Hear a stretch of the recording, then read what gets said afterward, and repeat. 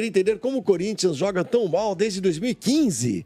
Não. Ou joga tão mal. Desde 2015 não consegue fazer uma sequência de jogos bons. 2010, né, Zé? E convincente. A gente assiste porque ama o time. Era o goleiro. Mas é sofrível, eu não aguento mais. Foi tão sofrível assim ontem. O Corinthians ontem empatou 1-1 o jogo foi difícil.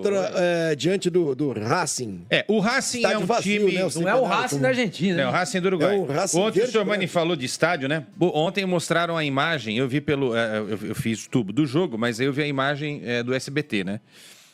Só tinha lá uma manchinha na... Não, se o Racing tinha no Corinthians. Tinha mais Corinthians. Lelê, se o Racing jogasse no Nicolau Alayon, que é o estádio do Nacional... Não lotava. Não, imagina, fica só um pedaço. Explicar a realidade do futebol, futebol uruguaio. O futebol uruguaio, o Uruguai é um país pequenininho e são pesquisas. 95% dos uruguaios torcem ou pro Nacional ou pro Peñarol. O resto torce pros outros. E os outros 5% ainda tem uma quedinha por um dos dois. E é muito pouca gente. Tem um pessoal que não torce pra ninguém. Então é muito. E é um país Você, pequeno. por exemplo. Então eu torço pro defensor ou da bolso. Bolso o quê? Bolso. Só bolso. Bolso? Não, só Nacional. Nacional chama bolso. Naruto FC? Não. Você torce pro bolso? Você é louco. Não sou nem católico. Ai, capeta. É o seguinte, o defensor tem uma torcidinha ali, que o estádio é pequenininho. Danúbio. O defensor, o Danúbio. Mas é muito pouco. Então, fazem um jogo desse no Centenário, não sei porquê.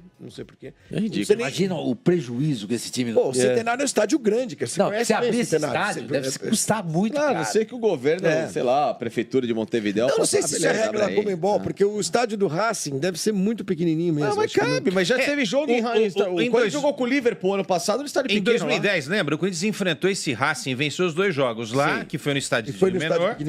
Sim. E ganhou no Pacaembu, que foi naquele ano que o Corinthians fez a melhor campanha da história da Libertadores e caiu pro Flamengo A própria final da Sul-Americana, no ano passado, lembra? Fortaleza com... Teve que ir lá pra punta, que a gente tava lá. Estádio pequenininho e tal. Tiraram, inclusive, o jogo do Centenário. Porque era estádio demais. E eu vi, ninguém me contou. Dá pra ter jogo nesse estádio aqui, ó. Claro que dá.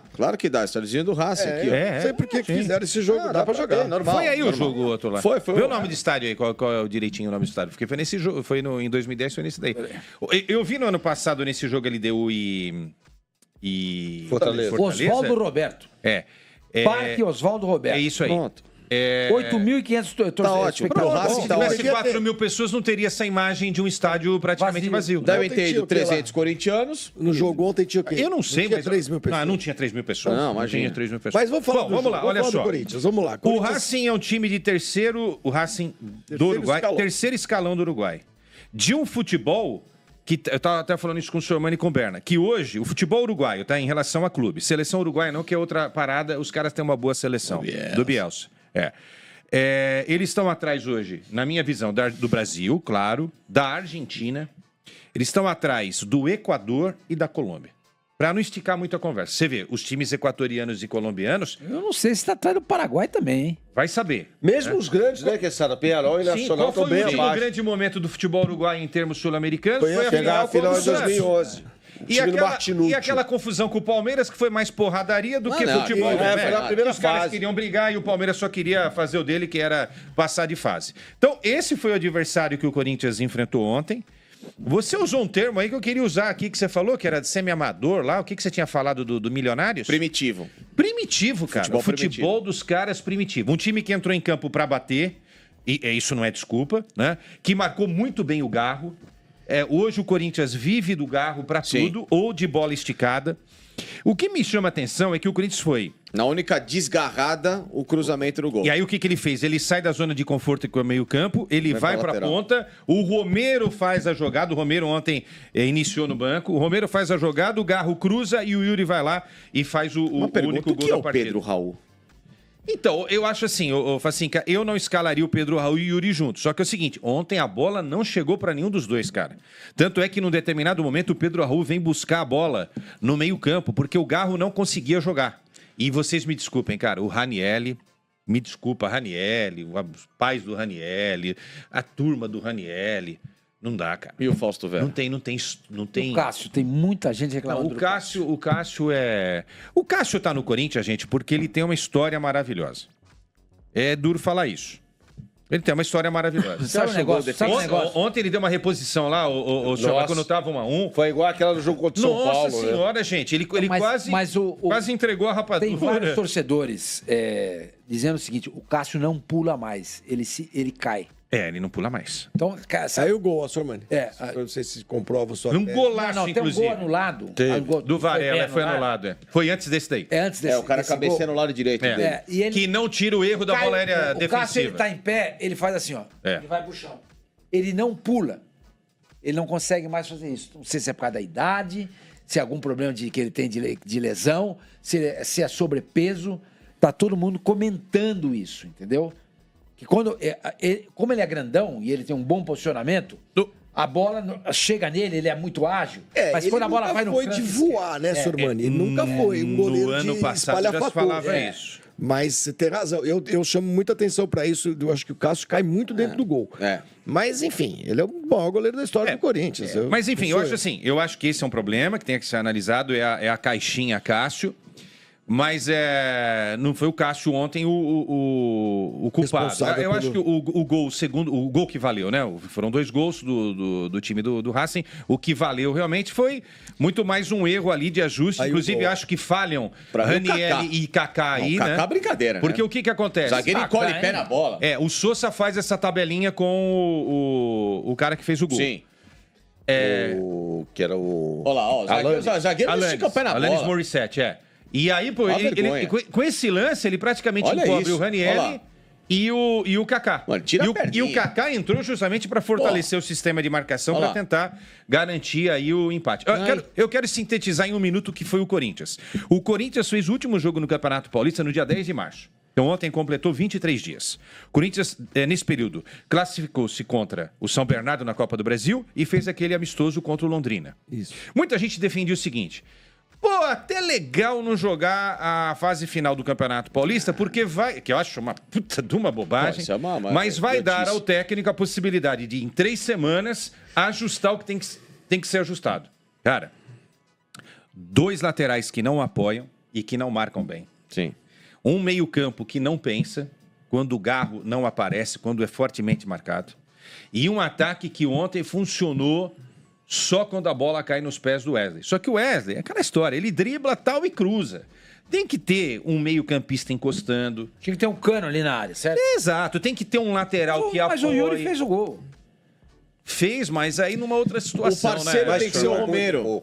Então, aí não é o problema do Yuri. O parceiro tem que ser o Romero, não o Pedro Raul. Não chega, trava 2 postes ali na frente e não acontece nada. Então ele traz o Romero, pelo menos o Romero é um cara de um pouquinho mais de articulação, de participação. O Romero não pode ser reserva. Foi a jogada do Romero no meio campo. Tanto é que ele sai, tanto é que ele sai do lado, vem buscar jogada, troca com o Garro. Queria fazer uma crítica ao português. Qual foi o jogador mais importante naquele momento desgracento do... Desgracento não existe, tá? Tô inventando. Romero. Desgracento do Corinthians... No final do ano passado. Foi ele que salvou o Corinthians de uma coisa pior. Sim.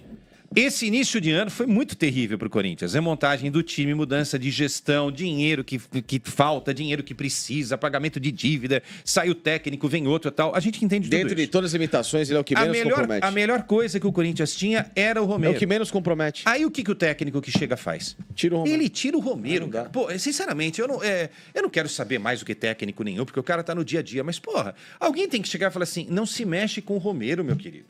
Não com o Romero. Faça qualquer outra coisa. Invente o meio-campo, então, com Ranieri, Romero e Garro. Entendeu? Mas não se mexe. Você tem que arranjar o Romero. Você tem que arranjar algum lugar pro Romero no time, entendeu, cara? É o que eu penso. Enfim. E ontem, a dupla de zagueiros do Corinthians ontem quase entregou 2 vezes o lance no início da partida, cara. Em momentos de indecisão. O Félix Torres, no primeiro lance de perigo aos 2 minutos do Racing, e aos 13 o Gustavo Henrique. A bola vai para cima dele, ele olha para o lado errado, daqui a pouco o cara tá nas costas dele. Foi o lance que o Cássio salvou.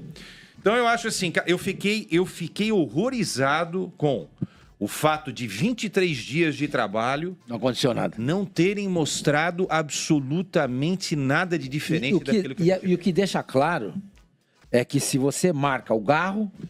Nesse momento acabou o time. Sumiu o time. O Bidon não conseguiu fazer nada. Então eu não sei se ainda tá... Se é o cara pronto para substituir o Maicon. Eu tenho várias restrições ao Maicon. E o Ranieri, ô Sormani, pelo amor de Deus. Por que o Michael não jogou? Tá machucado, né? E o Ranieri, gente do céu, não pode. Cara, mas às vezes eu vi uns jogos do Corinthians e eu gostei do Ranieri, cara. Mas... tanto que quando a gente tava aqui esboçando o Corinthians ideal, tinha um pouco mais de pés no chão, elenco, a gente tava sempre botando o Ranieri. O Corinthians tem que tomar cuidado porque na Copa Sul-Americana classifica-se apenas o primeiro colocado. Não, são dois. O segundo vai para repescagem. O segundo vai para repescagem. O segundo enfrenta um terceiro. Classifica direto. Você não morre. Vai ser o primeiro. Claro, o Corinthians pega o Nacional agora do Paraguai, em Itaquera. Depois sai para enfrentar o Argentino Júnior. O Argentino Júnior já é o líder. Já ganhou do Nacional, está com 3 pontos. Eu acho, pelo que eu vi, a briga vai ser Corinthians e Argentinos, com o Argentinos favorito para ficar com essa classificação. E uma rápida do Corinthians. Se jogar esse futebol, olhando para o Campeonato Brasileiro, vai lutar do 11º lugar para baixo. Ou seja, a torcida corintiana, que não é o apocalipse, o mensageiro das coisas ruins. É só entender um pouquinho de futebol. Se o Corinthians repetir o que ele fez ontem e o que ele tem feito na média geral, só desse ano, não vamos falar do ano passado, o Corinthians vai sofrer muito no Campeonato Brasileiro. E corre risco, tá? Eu já estou antecipando isso daí, corre risco, tá? Podem escrever isso, me cobrem depois. Pelo desempenho de ontem, foi uma atuação nada auspiciosa do Corinthians. Foi muito ruim.